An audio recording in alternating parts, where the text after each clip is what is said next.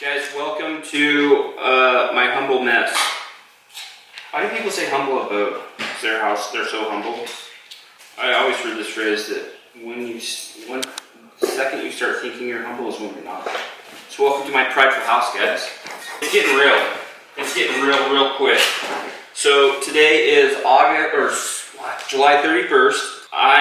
We will be traveling, the Hush crew will be traveling the next couple days, and then I will be down in Salt Lake with my son at a lacrosse camp. And I will today's the last day I will be at the house until the day before we leave to go on my first hunt. My first hunt of the year, I drew with my neighbor, Nevada early season high country deer, and we're going to be leaving on the 8th. I won't be back here until the 7th, so I'm trying to get as much stuff as I can possibly get done before I have to leave for 5 or 6 days. And that includes throwing all this gear out and trying to make sense of it. What we're working it with is my good buddy, neighbor, Thrice, has horses. So we're going to horse back in 8 to 10 miles, set up a camp and hunt deer from there. So what Bryce brought me yesterday was this. He said I have to fit all my gear into this. Just kidding. He said all my personal clothing and personal snack stuff I have to put in this, and then all my equipment like my sleeping stuff, my backpack, my bow, we'll put on a pack horse. But I'm trying to lay it all out so I see exactly what I have. Got some of the new First Lite stuff out here. So these are the new Guide Light pants. Super light, lightweight, great for early season. I'm taking 2 pairs of pants.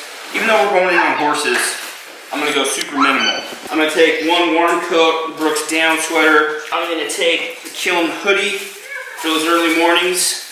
Sitting up on a ridge glassing. It's supposed to be in the 90s, like it typically is in August in Nevada, but it's still going to get really cold. So we're going to be up at 10 to 11,000 feet if we can get up there. Here, there's still a lot of snow. Got my rain gear. Be packing that in. If you guys didn't know, which you probably don't, I have really sweaty feet, and like I said, it's going to be 90 degrees. So I absolutely love the First Lite socks. But if you have sweaty feet and you don't want your socks to get wet because moisture causes bad things to happen, even in crispy boots, I went and got some dry wick liners, some really lightweight liners that are supposed to keep my feet dry. I've got my water system somewhat, I got platypuses anyway. We're going to be doing lots of glassing, so I've got the Vortex Kaibabs, the 18s. I'm taking the Vortex Razor HD spotting scope, taking the brand new Vortex Razor Ultra HDs. Guys, if you haven't seen these yet, you need to go check them out. I'm really excited to spend some time behind those. We've got Pyro Putty. We will be lighting fires and cooking dinner over a fire up there, so that'll be a good thing. Stuff that we're not going to be cooking over a fire, I've got the Camp Chef Striker, which honestly, probably 1 or 2 of these will last we're going to be in there 10 days. Probably last the whole time. Got some forks and spoons. I finally did it, guys. Gosh, I didn't want to do it. Try to avoid this for a long time. The infamous crocs at camp. Camp what are crocs. those? But I will tell you this. I've fought it for the last 2 years, and I've watched the Born and Raised crew. I've watched Brian dancing around camp in his crocs at night. I always take flip-flops. But what happens when you take flip-flops is you take your socks off and then your feet get dirty and you have to clean them. So you leave your socks on and put the Crocs on. I did it. I finally did it. The water system we've been running is this Sawyer. We did this in Montana last year. It worked really great. I went to buy a new filter just in case. I heard these filters can plug, so I went to buy a new filter. They didn't sell a filter, so I just bought a whole new system, which I think it was only $30. Got some extra bags to store water. Go to where we're going to be going. Trekking poles. I'm going to be taking the Exo Mountain 3500 in here. We just ordered the new K3 4300s? 4800s. But we're going to be packing in on horse, so I'm not going to need a ton of extra room. But we have done 5 to 7 days in the 3500s. They work awesome. Guys, it's a good pack right there. Very comfortable pack. That's all the food I bought so far. Oh wait, I bought those and I bought Spam and some tuna packets. This Camp Chef pot kit is a go-to. Super light. And what else? Oh, the bow. Very important. So the new RX3 Hoyts, mine came with the 85% let-off modulars, which are great. Like we've said in the past, check the laws and regulations of the state you're going to hunt. The state of Nevada does not allow 85% let off. They only allow up to 80% let off. So I just got off the phone with Jeremiah from Wild Arrow, and he's got some 80% let offs for me. So I'm gonna have him put those on tomorrow, and then I will have to reset my bow. That's what I'm doing right now. I've been trying to get, physically, I think I'm ready for the season. I was telling Brian this the other day. I said, do you get stressed out when the season comes? He's like, yeah, a little bit. Before we started Hush, like, that's all I look forward to all year long, and Gage's birthday. Of course, Gage's birthday I look forward to. But then hunting season. And I still look forward to hunting season. I just get a little stressed out now because there's so many working parts and moving parts that go into filming a whole season. Physically, I feel like I'm ready. Mentally, I'm getting there. And when I say mentally, I just need to make sure my family's in a good place before I leave for the first 10 days. And then I'll be back for another 10 days and be gone again. So doing all that, like I said, there's a lot of moving parts, but we're getting close. Ready or not, here we come. I will be in the mountains with a bow in hand in 10, 11 days, which is crazy to me. What's up, guys? Welcome to the Hush Life vlog. My section of the Hush Life vlog. I basically just got back yesterday from North Dakota. We did a 3-day scouting trip out there for the whitetail hunt that I'm going to have later in the end of October and the first week of November. So you guys can definitely look forward to some whitetail scouting videos and trail cam setups in North Dakota, which start on Sunday, so make sure to check that out. Look at this. Last thing I was watching on YouTube, whitetail hunts. I know a lot of our followers are probably wondering, like, why the heck is Eric so excited about hunting whitetails? And I'll have to tell you guys that I just think it sounds like a challenge, and there's a lot to learn because it's not something that I grew up doing. And I'm excited about it just because I personally enjoy tree stand hunting so much. And I want to get out to the Midwest, North Dakota, maybe Missouri, and hunt whitetails out of a tree stand or possibly a tree saddle. I know we just got some tree saddles delivered to us. Bmack has those at his house, so I'm definitely going to have to get used to that and give that a try, which could be actually really effective in my high country mule deer hunt. I just got back and I'm unpacking today and repacking for a trip to Las Vegas. We're gonna head out to go hunt and go shoot some videos with those guys down there. Looking forward to that. And I also got this guy back, my big deadhead elk that I had found while shed hunting that I was able to recover from the Utah Fish and Game. But not much is really going on for me, so I don't have a ton of stuff to vlog. I wanted to go shoot my bow tonight, but unfortunately it's raining outside. But Bmack did send me a box of goods, so I figured why not do a quick unboxing with you guys. Alright, let's see what we got in this big old box. Nemo equipment, Stargaze recliner luxury. Holy crap.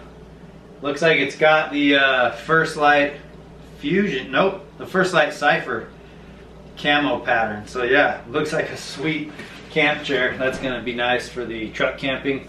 Not so much for the backpack style camp, but gonna be perfect to put in my trailer, my old camp trailer. A couple new First Lite hats, finally. Some flat bill. You guys know I love the flat bill. These are both First Lite patch hats. They look identical. So yeah, 2 hats. Oh, this is much needed. Ultralight game bags. Definitely need a lot of those. I am short on game bags. I absolutely love to have these either at camp or in my backpack, depending on the hunt, depending on the situation. Looks like we have a new knife. Got the First Lite Fusion on one side, Hunter Orange on the other. Look at that. Whew. Not a bad little knife. I could throw that in the backpack, throw it in the trailer. It's lightweight. I like that. It's really lightweight, actually. First Lite sticker. Got a bunch of those. I got one on my coffee table. Sweet. I was excited to get these. Check this out. The men's Guide Lite pant. So the Guide Lite is a light version, a super lightweight pant. This is going to be most likely what I hunt the early season with. The nice thing is they are actually doing waist size and inseam size. So this is a 32-32. So light. This early season scouting, and honestly, a lot of the shed hunts I can do, I could probably do that with the Guide Lite pant. And a nice waist belt with some grippers on the inside. Again, they offer them in waist size and inseam size, which is nice because I know some people always tend to be shorter, maybe taller, but I wish you guys can feel this. It's got some stretch to it, which I like. So yeah, I'm excited about that. Looks like I got 2 pairs to get me through the season. And just in time. Both of them are the Guide Light pant in 32-32. Well guys, look where I made it. It turned out to be a perfect evening, so I'm gonna shoot some 3D targets. One question a lot of people have asked me during our archery videos is, how do I like the new helical on my arrows? So this is the Easton carbon injection Deep 6 version. It's a 330 spine. And I've got the custom Hush vanes and wraps with that really strong helical. So instead of trying to answer the question, I figured I would do my best to show you guys. So I have my phone scope set up with my Vortex Razor scope. So I'm gonna shoot a few arrows at various distances through the phone scope, and then I'm actually gonna film in slow motion mode to try my best to show you guys how good this arrow flies with this vane and that strong helical.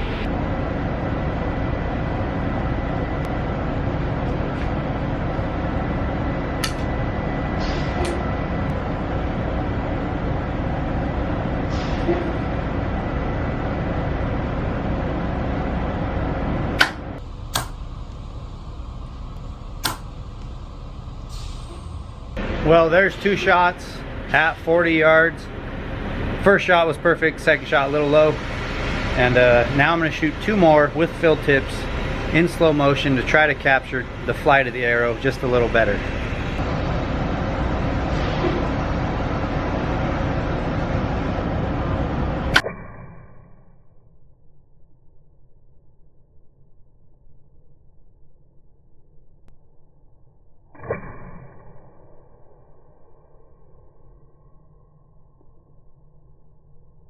All right, shot those 2 in slow motion. One was back a little, mid-body. First shot was really nice. I pulled it up a little bit from the first 2. So now what I'm gonna do is move everything and do the exact same at the elk at 50 yards. Move to 50 yards, I'm gonna try things a little different. I lowered the spotting scope so I can literally shoot right over it. I think that's gonna capture the flight of the arrow a little better. And I know the fletchings and the arrow, when they're flying in, they're not in focus, but it should give you guys a good idea of just how true these are flying. All right, the first 2 arrows are just gonna be in regular speed.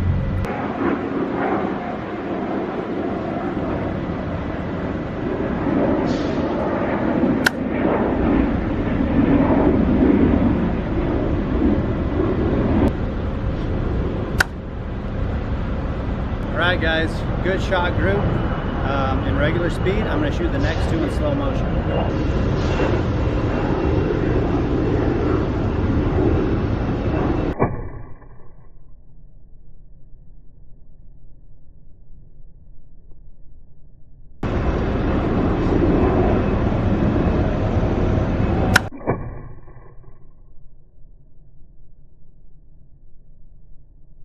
Shot a lot better at 50 than I did at 40, and I'm not gonna lie, I've always said this, I've kind of struggled with 40. It's the middle pin in my sight window. I've got 30, 40, 50, and for whatever reason I just don't love 40. I don't know why.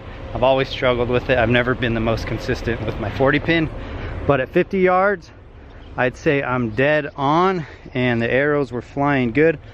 I hope those slow motion videos give you guys a little better idea of how these arrows fly with this strong helical. Now, I'm no expert, I'll never claim to be. Some people say there's pros and cons, but I have heard this. I've heard with the strong helical, they're gonna spin faster. With that, they're gonna fly flatter and faster. So, it's what I've heard. I'm having good luck with them, so I'm gonna shoot them this year. Again, if you guys wanna purchase the Hush vanes and wraps, they are our custom Hush vanes and wraps from AAE. They are available on our website. We've got them in all kinds of colors, as you can see. I'm still rocking the Skittle arrows this year, the Disco Inferno. Anyways guys, thanks for watching my portion of the vlog. We'll see you guys on the next video. Make sure you stay tuned for Sunday's North Dakota Whitetail Scouting video series.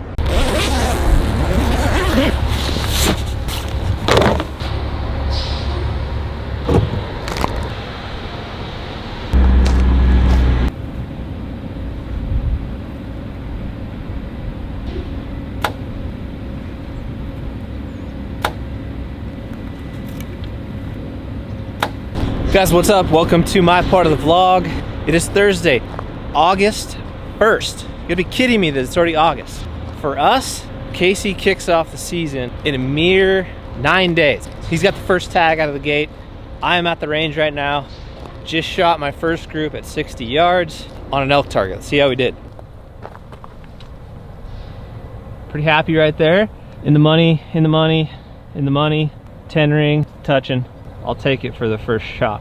Hard to believe that we're in August right now. We have been shooting the bows a lot, been scouting a lot for a variety of tags that we have coming up. So we're gonna have some out of the gate high country mule deer action. Casey has a cool tag. He's gonna be horsebacking in with his buddy Bryce. Eric and I have a great tag in Martin. We'll be going up to deer camp, trying to punch a tag up there. Got a pronghorn tag that I could start hunting with my bow coming up in August. Not sure if I'll have time for it. And then before you know it, we're gonna be in September, which is gonna be prime time elk hunting. Logie Bear, Martin and myself been doing a little scouting for my tag, and man, we'll be in full swing fall. So hope you guys have been getting prepared, getting ready, just like we have. So I made a few adjustments this year to my arrow setup. So these are the Easton Axis. They're the 5mm. I actually used to shoot these back in the day a lot, had a ton of success with them. The past couple years, I had changed to a different arrow setup, a little bit lighter, and if you guys recall, had a couple bad situations in the Midwest where there's just wasn't enough penetration with a big expandable and a lighter arrow setup. So I've completely revamped everything. My arrow setup is right around 470 grains right now. I'm shooting a 125 grain field points to practice. I'm probably gonna float between the Slick Trick 4-blade for my elk tag, and I shot those 2 days ago here at the range at 50 yards and 70 yards, and they were grouping unbelievably well.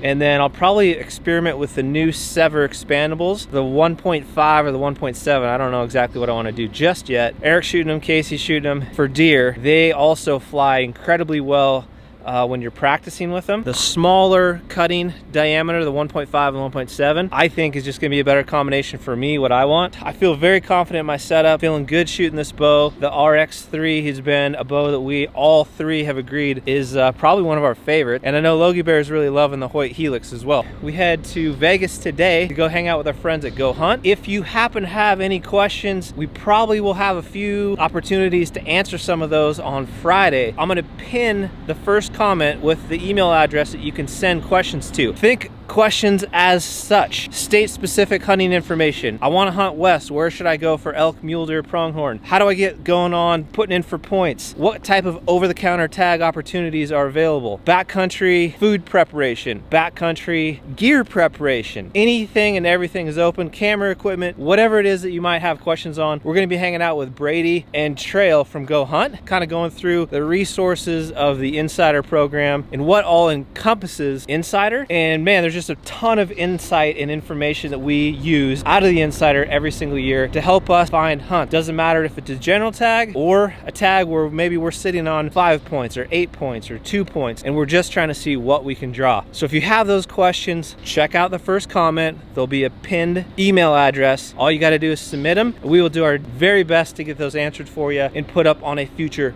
video. Pretty sure there's going to be a cool giveaway too. So you want to make sure you check that out. 60 yards.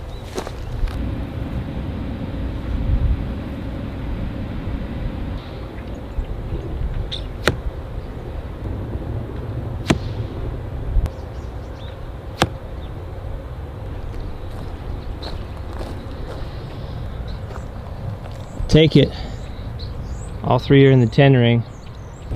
It's crazy how much practicing at these 3D targets really make a difference in our opinion. Super stoked about my elk tag this year, and so having a chance to practice at a pretty close to realistic size animal makes a big difference compared to just shooting at like a dot or something. So I've been spending as much time as I can here at this range. Just try to increase the repetitions, get comfortable from various yardages. It's an easy habit too to get stuck practicing at like 20, 30, 40, 50, 60. So I've been trying to mix it up and shoot at like 54, 43. Just kind of yardages where you might have to hold your pin in a little bit of a different spot. Probably scoot up from 60 this time and maybe shoot like 47, something just a little bit different.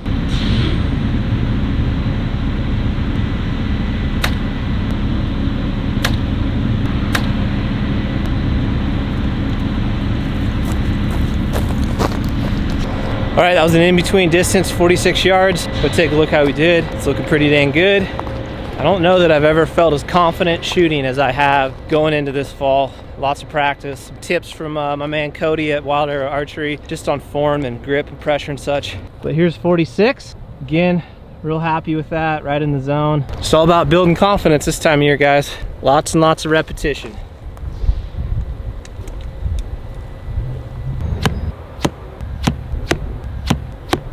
All right, guys, these are going to be my broadheads of choice this year. This is the Slick Trick 4-blade, 125 grains. Again, I tested these last week, 50 yards, 70 yards. They're flying incredibly well. And then this is the Sever 1.5i, and this is brand new. Comes in 125 grains, also in 100 grains, I believe. Currently in practice mode, so there's just a small set screw that you put, which keeps the blades from expanding. So I'll probably go this route for mule deer, pronghorn, and then I'm gonna go this route for elk. The 1.5s are designed more for penetration. They also have a 1.7 and a 2.1, so you're getting incrementally bigger with the different variations. And I know they launched 100 and 125 grain, I think, in all varieties. So I'm gonna keep practicing with these guys, but right now the broadheads are flying really good. All right, we're gonna shoot both Sever broadheads. These are currently in practice mode. Again, 125 grain. They are the 1.5.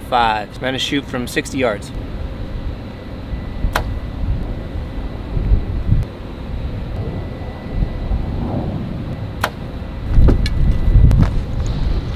First shot was pretty solid. Second shot, pulled it just a little left. Good group though. Honestly, it's probably me getting tired. Both of them are still pretty dang close. So that one's in the money spot for sure. This one's just barely outside of it. There you can see it again in practice mode and again in practice mode. So that one was just a user error miss.